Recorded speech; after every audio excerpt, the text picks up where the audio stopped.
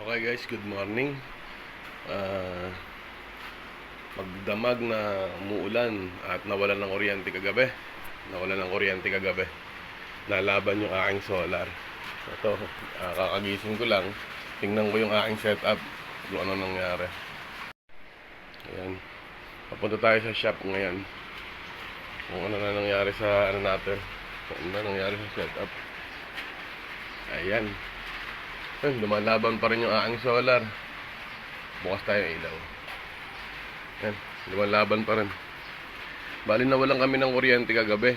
At hindi ko na alam kung anong oras nagkaroon ng kuryente. Pero kung makikita natin, ayan, nasa solar pa rin ako. Tapos ngayon, anong oras na ba? Tutulit lang. Oras ay alas 9:30 ng umaga.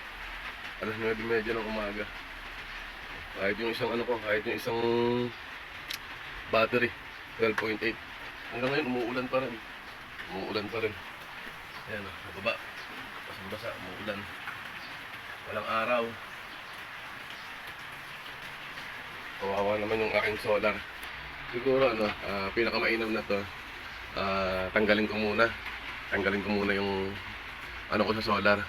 Silipin ko kung ilang voltahe, kung ilang amperahe ang pumapasok muna. 32 degrees Celsius, ang damig talaga. 3 AH na yung nakukuha ko. Ang baba ng na to, ang baba tsak ng voltahe. Kaya may pumapasok na maliit na amperahe. 38 volts. 38 volts yung nakita ko. Lumagpas lang ako. Yan. Bali ko limlim naman siya. Pero may 38 volts. 550 nga pala yung natin. 550 yung panel natin. Pero mababa ang amperahe niyan kahit na 38 volts. Ito mo? 3 AH pa lang 3 ampere pa lang na-harvest ko. Alas 9:30. Dati pag gaganyan halos mag-float na yan eh. Ngayon kasi wala pa naman tayong load masyado. 77.8. Electric fan lang ng mga 12 volts yan.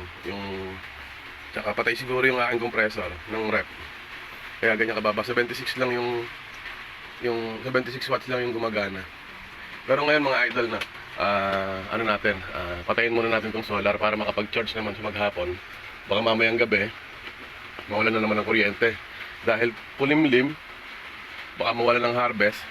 Battery ko 13.0 lang. 13.0. Ito ang kabila. Ito yan, 12.8 lang. Halos nasa 20% na yung yung gamit. Kaya nalaban sila kagabi eh. Hindi ko alam kung anong oras nagkaroon ng kuryente. Medyo kailangan natin ipahinga. Siguro kailangan kong isaksak itong Paxor. Tulungan ko yung pang router ko, yung sa modem. Patayin ko muna yung battery. Huwag muna ikong gumana. Yan, 12.8. I-charge ko muna siya sa smart charger. Yan. Kawawa eh.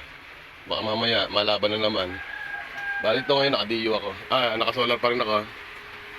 Pero ayan naging 126 dahil nag-charge tayo. Ito chinarge natin. Binuksan natin itong Paxor natin. Naging 127. Patayin nga natin kung ano magiging Ayan, naging 77 ulit.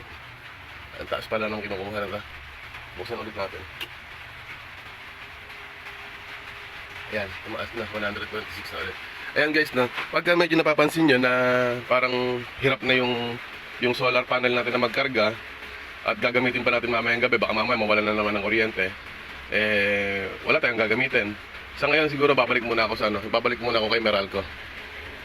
Patayin ko muna itong SSR para ma-disconnect yung inverter at lumipat ako kay Meralco. Lipat tayo kay Meralco.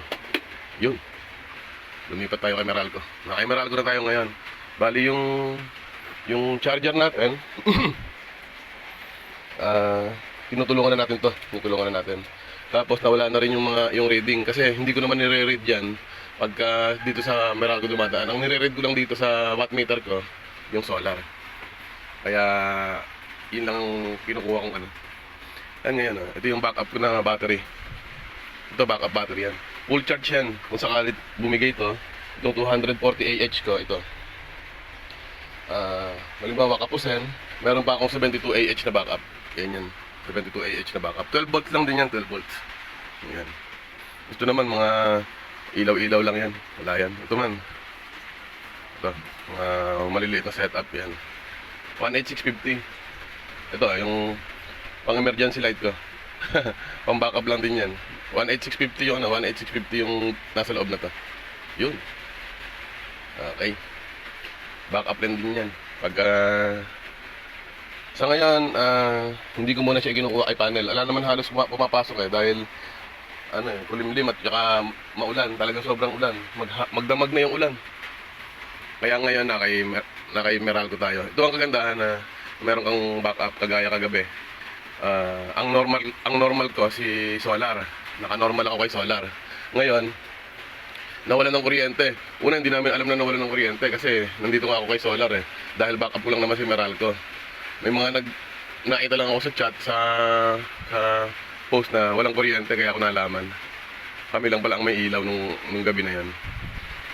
Okay, ayos. At ngayon pupunuin ko muna itong 240 AH kung kaya maghapo ngayon kasi talagang walang pumapasok na amperahe, napakahina. Tapos to the rescue na lang muna si Paxur para sa Meralco. Meralco na lang muna mag-charge dito. Yan.